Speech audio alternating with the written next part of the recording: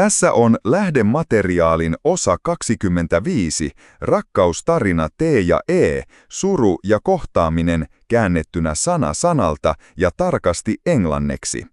Tämä osio kattaa katkelmat 108–124, 10–17. Osa 25. Love Story T and E. As the sun's rays hit the fell cabin's eaves snow, water drops fell like pearls in the sunlight from the cabin's roof. Elisa stared from the cabin's lattice window to the unfrozen surface of the fell pond reflecting sunlight. Toivo had left with a wooden boat to fish. As the sun shone onto the wet fishing line, something splashed and grabbed the wobbler. Toivo made a counterpull and reeled slowly, tiring the splashing fish. The drops flying from the splash sparkled in the sun. Toivo grabbed the landing net. Now came a big catch. It was a reddish 3-kilo salmon. Toivo pulled the jumping fish over his rubber boots into the boat. Toivo stunned and bled the fish. The sun warmed the sweat drops onto Toivo's face. Toivo scaled and gutted the fish, ready. "Oh dear, Elisa, today we are promised glow-fried salmon," smiled Toivo hugely as the boat rocked.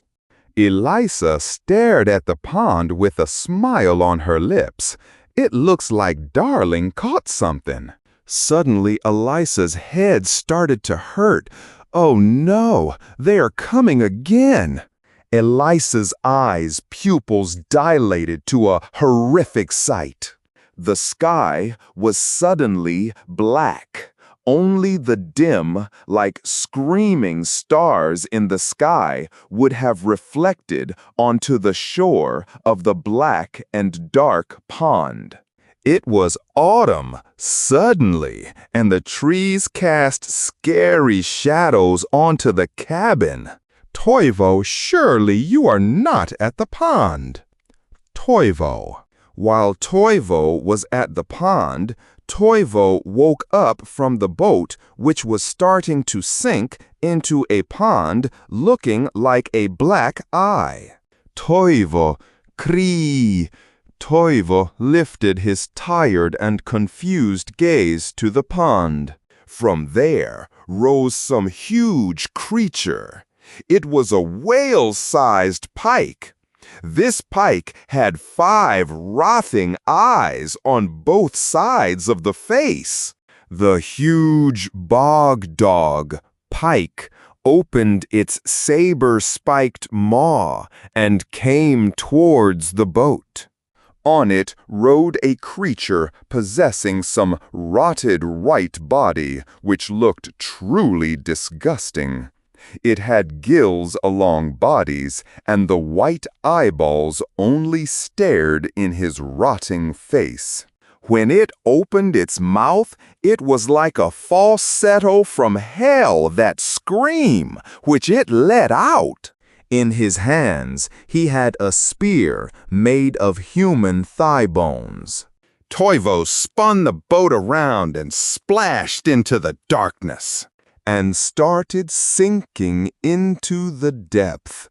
Elisa ran to the shore of the pond, waded some distance, and started paddling fully with her hands towards Toivo's boat.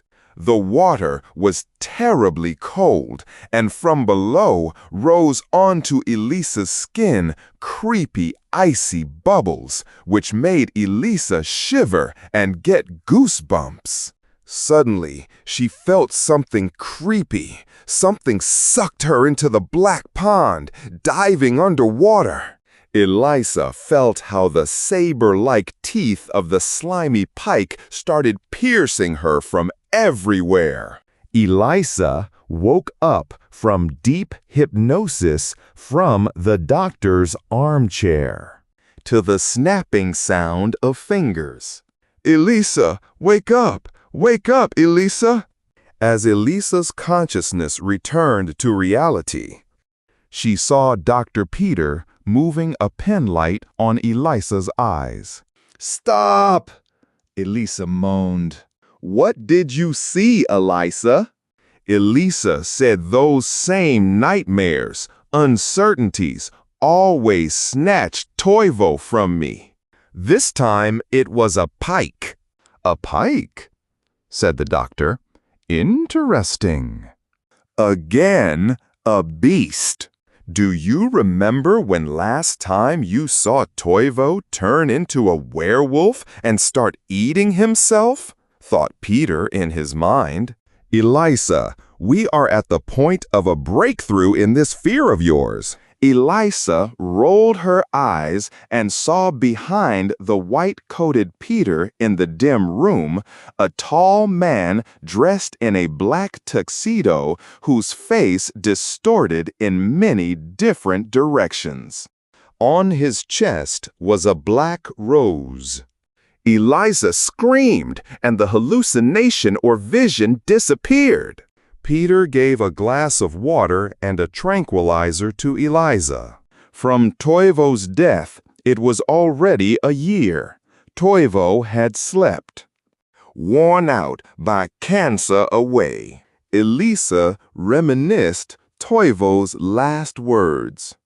And after that, it would be as if the whole hospital room had brightened.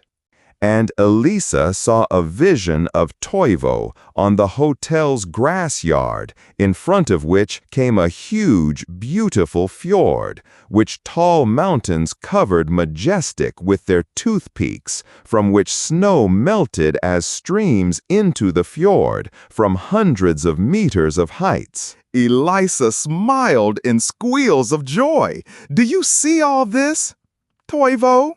Toivo touched tenderly Elisa's face and looked at her in the deep green eyes.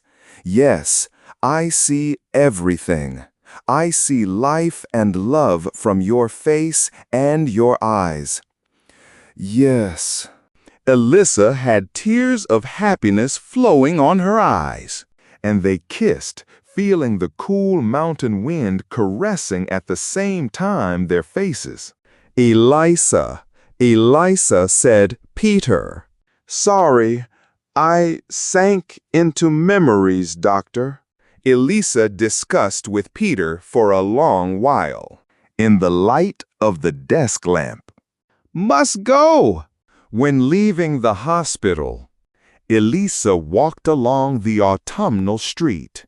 Dry leaves crunched under feet, and the cool drizzle hit Elisa's face. Having gone to the old apartment building where she lived, she stepped into the cage elevator and noticed as the elevator lights flickered on the floor of the elevator, a blue envelope and a golden key.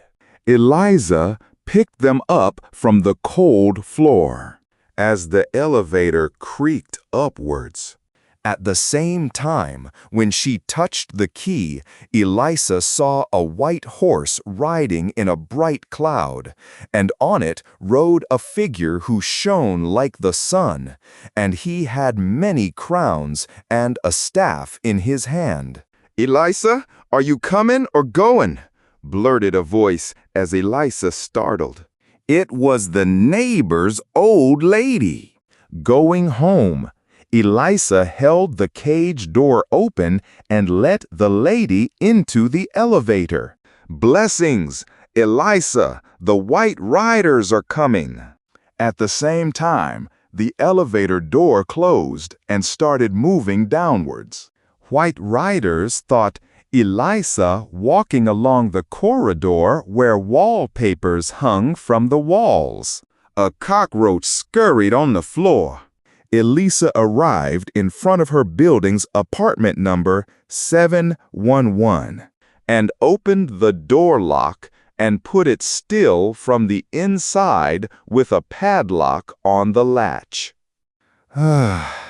Elisa sighed. From the neighbor was heard again scary screaming, like howling. This was every night. Elisa went to lie on the sofa under a blanket and turned on the TV and fell asleep. Elisa jolted awake on the TV, was seeing snow. It felt as if some chilling presence of evil would have woken Elisa up. Is anyone here Elisa? Tried to get a sound from her throat? At the same time, the TV screen changed, an extra news broadcast, some huge black wall. A storm was approaching the city. Stay inside, lock the doors, was heard the news anchor's voice. Elisa got up and went to the window. From the sky rolled a black flashing wall whose clouds formed into skulls. At the same time as lightnings flashed outside, it would be as if Elisa had seen for a flash her face from the window's reflection in it. Elisa had black eyes, and her mouth was wide open and screamed as cockroaches burst from her mouth. "Eee!" screamed Elisa and ran in front of the mirror. "They are normal! They are normal!" mumbled Elisa and looked in the mirror, cold sweat flowing from her forehead. "Whew!" sighed Elisa, touching her face.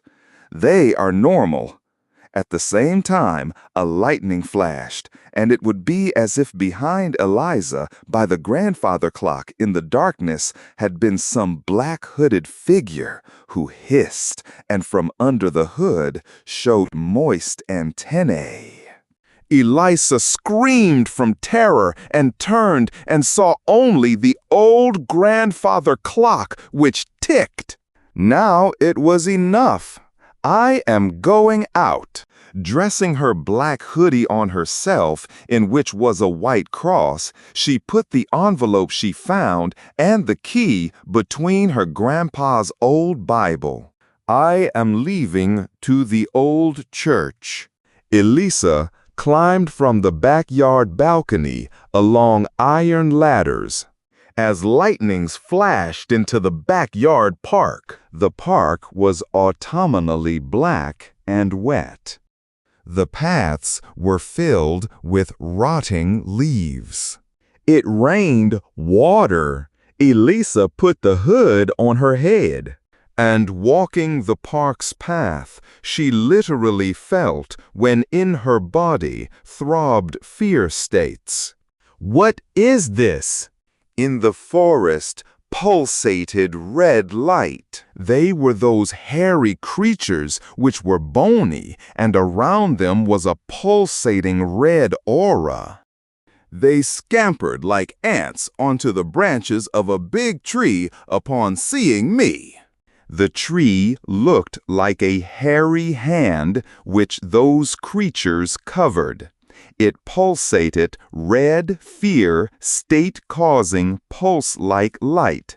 The grip of fear. I heard a voice. The tree looked like a hairy hand which those creatures covered. It pulsated red fear, state-causing pulse-like light. The grip of fear. I heard a voice. Elisa took the Bible, and it was as if huge blue flames had departed from the Bible towards the creatures. A lightning struck the tree, breaking the tree and exploding the hairy creatures into a black blood mush. Elisa opened the Bible from the spot which glowed golden light in it, read, "Perfect love casts out all fear." The creatures had disappeared. Elisa started jogging and arrived in front of a huge castle-like church. Elisa pushed the doors open, And at the same time as the lightning flashed from the church's frescoes, it would have for a moment looked as if the church would have been full of white-clothed people. As the flash ended, the people disappeared. The church was quiet as a mouse except for the thunder. Elisa took the envelope she found and opened it and held the key in her hand. There was a paper in it which read, "Welcome to the Pearl Gate of Life, Elisa," and at the same time the key held by Elisa brightened like the whole church. In front was a white-clothed man with his back turned. The clothes glowed brightness. When he turned, there was Toivo, whose face shone and was full of life. On Toivo's chest was a red rose. "Come, darling," Toivo reached out his hand, which shone light. I hugged Toivo and felt how my whole being brightened down to my soul, and saw a lightning flash. And we were in front of God's throne, from which departed lightnings, and above which was a glowing emerald rainbow. Next, we arrived at heaven's pearl gates, where there was a huge amount of our loved ones who had slept. We walked into the bright pearl gate and heard the words, "Come, good servants, in